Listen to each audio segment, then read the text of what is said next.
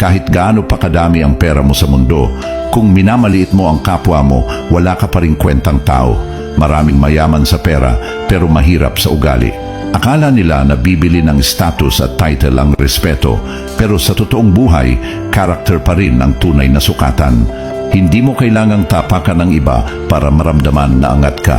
Ang tunay na successful na tao, marunong lumingon at umunawa. Walang halaga ang yaman kung wala kang puso. Minsan yung mga tahimik at simple pa ang mas may lalim. Hindi sila maingay sa achievements, pero dama mo ang respeto sa kilos at salita. Doon mo makikita kung sino talaga ang may class. Ang respeto ay libre, pero hindi lahat kayang ibigay. Hindi ito nakabase sa itsura, trabaho o estado sa buhay.